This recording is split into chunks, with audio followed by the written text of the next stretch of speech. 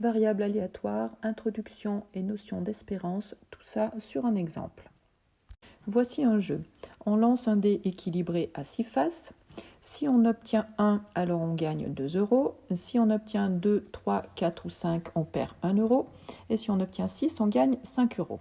On voudrait savoir, sur un grand nombre de parties de ce jeu, combien est-ce qu'un joueur peut espérer gagner, ou perdre d'ailleurs. Cela, on va compléter vos connaissances d'élèves de première.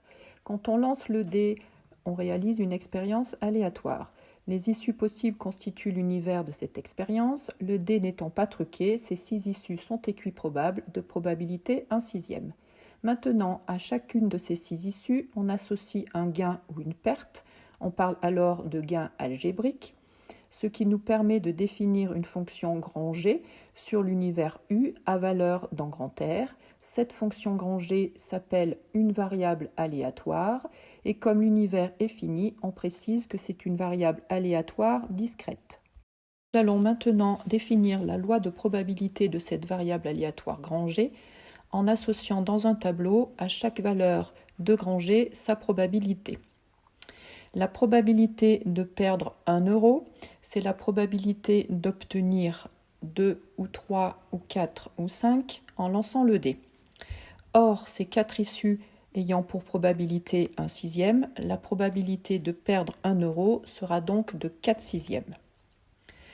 De même, la probabilité de gagner 2 euros, c'est la probabilité d'obtenir 1 en lançant le dé qui vaut 1/6. Donc la probabilité que grand G prenne la valeur 2 vaut aussi 1/6. Et enfin, la probabilité de gagner 5 euros, c'est la probabilité de faire un 6 en lançant le dé.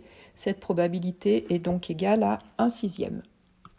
On remarque que la somme des probabilités de toutes les valeurs prises par grand G est égale à 1.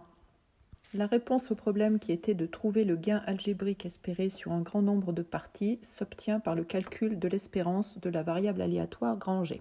Cette espérance s'obtient en faisant la somme des produits obtenus en multipliant chaque valeur prise par grand G par sa probabilité.